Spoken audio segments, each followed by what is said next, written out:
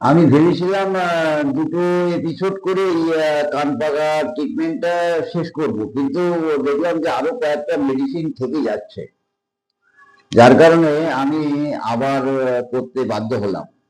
তার মধ্যে একটা মেন মেডিসিন থেকে গেল, যেটা হচ্ছে সালফার, সর্বরোগ হরহরি।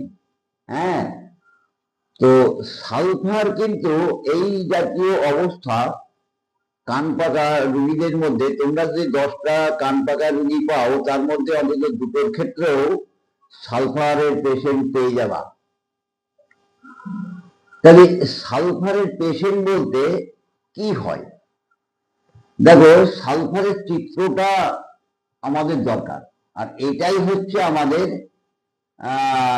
নির্বাচন করার জন্য লক্ষণ সমষ্টি।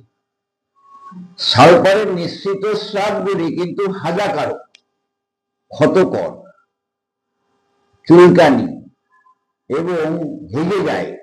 কান দিয়ে যে পুষটা পড়ে, জলীয় রাসায়নিক কষানি যেটা পড়ে, তাতে কানের এরকম সাইড দিয়ে দেখা যায় ইরাপশন তৈরি হয়ে যায় এবং সেখানেও চুলকায় এবং লাল হয়ে যায়।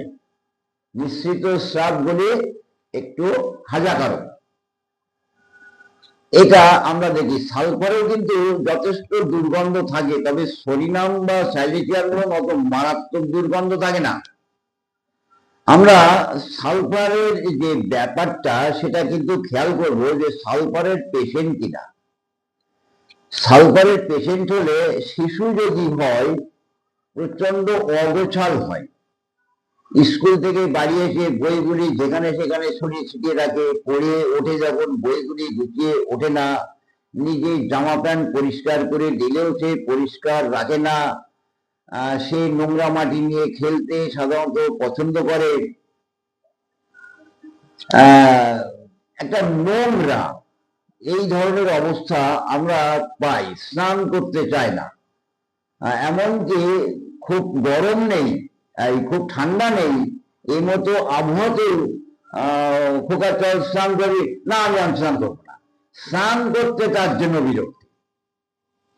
আর সালফার কিন্তু সাধারণত স্নানের পরে বৃদ্ধি হয়, অ্যান্টিমক্রুডের মতো স্নানের পরে বৃদ্ধি হয়। স্নান করার পরে তার যে কোনো রোগ লক্ষণগুলি, এমনকি চুলকানি থাকলেও যদি জলের সংস্পর্শে যায়, তার চুলকানি বৃদ্ধি হয়। সেই জলের সংস্পর্শে গেলে ল্যাকটন চলতে পারে, সেটা কথা নয়, তবে aggravates by cold water exposure বলা হয়। জল লাগলে বাড়ে, মাথার চুলগুলি ভালো আশ্রয় না, জামার বোতামগুলি ভালো দেয় না, জামা কাপড় পরিষ্কার পরিচ্ছন্ন করে পরিয়ে দিলে 8 ঘন্টা বাদে স্কুল থেকে বাড়ি আসলে মনে হয় যেন আবার কত মাস জামা প্যান্ট কাঁচা হয়নি, এইরকম একটা নোংরা। অনেক সময় এই ধরনের শিশুদের নাক দিয়ে যে নিঃসৃত স্রাব বের হয়, সেগুলি আঙুল দিয়ে এনে চেপে খায় সালফার, নোংরা। এই ধরনের অবস্থাগুলি কিন্তু আমরা সালফারের রোগীর মধ্যে দেখতে পাই। সালফারের রোগীর মধ্যে আমরা যে কোনো অরিফিসটা লাল থাকে, তোমরা খেয়াল করবা। দেখো, কোন জায়গার থেকে লক্ষণগুলি কেমন পাওয়া যায় তার তো ঠিক নেই। সালফারের রোগী যদি পাতলা মলত্যাগ করে, তাহলে মলত্যাগে একটা জ্বালা থাকে, মলত্যাগটা লাল টকটকে থাকে, একটা মিষ্টি খাবার প্রবণতা থাকে, জল খায় বেশি, সবসময় একটা খাই খাই ভাব, খাবো খাবো ভাব থাকে, অবাধ্য, খানিকটা অবাধ্য হয়।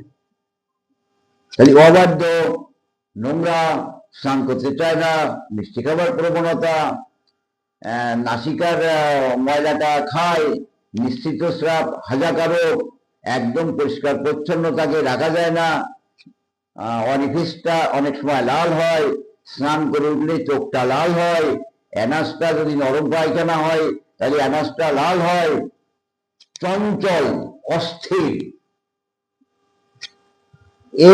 আমাদের সালফারটা খানিকটা বেছে নেওয়া যায়।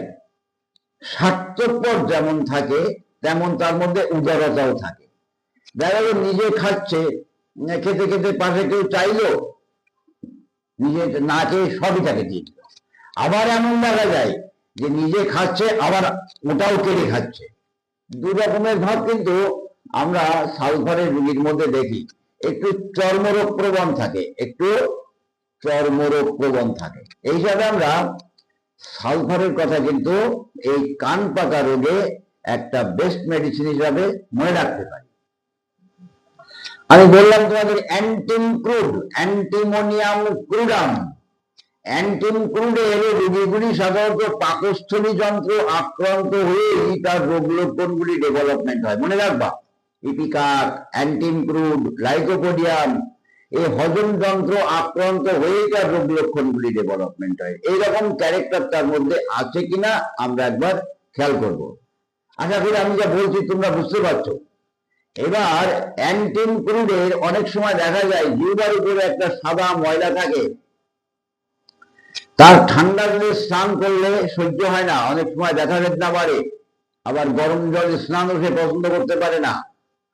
বলা হয় ওই পূর্ণিমার রাত্রে তার কবিতা বলার মতন একটা মেন্টালিটি আসে, কিন্তু সেটা খুব কম পাওয়া যায়। হ্যাঁ, এত পবিত্র পবিত্র ভাব খুব কম পাওয়া যায়। তবে জিহ্বার উপরে একদম দুধের স্বরের মতন ময়লা থাকে, তার থেকে যদি ওই রকমই থাকে পাল্টে দেয়, ওই রকমই খানিকটা থাকে ব্রাউনিয়ায়।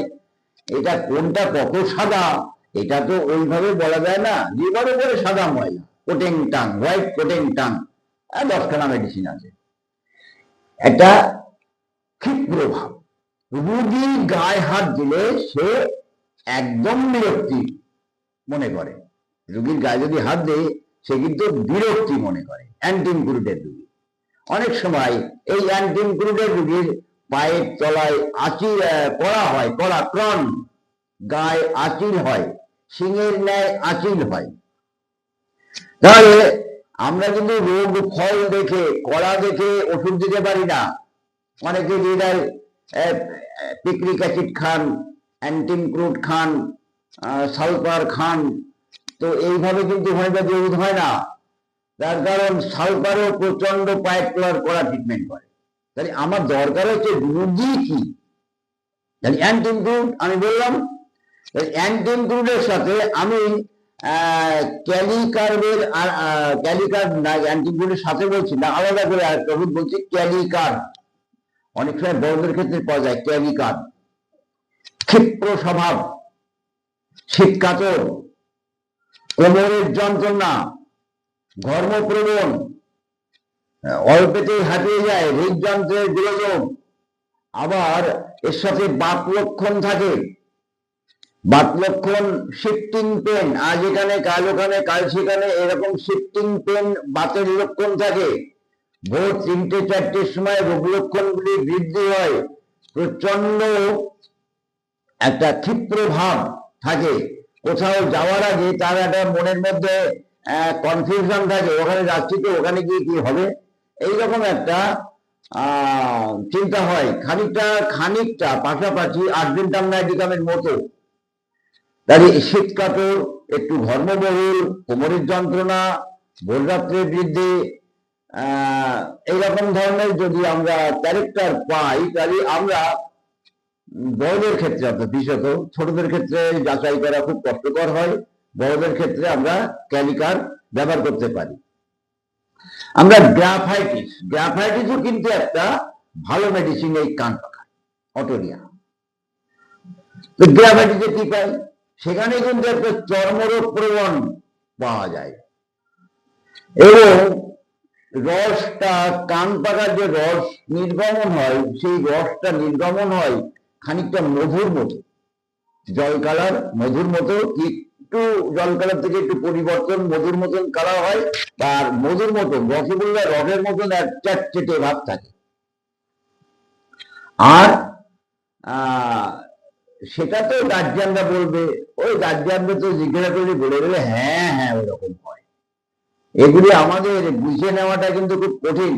তবে একটা জিনিস তোমরা পাবা, বর্তমান সেই অবস্থা থাক, 6 মাস পরে, 6 মাস আগে সেই অবস্থা থাক, বা 1 বছর আগে সেই অবস্থাটা থাকবে, সেটা হচ্ছে হার্ড স্টুল, লার্জ অ্যান্ড হার্ড, যেমন মোটা লম্বা আর তেমন শক্ত, ঠিক ভেঙে ভেঙে পড়বে।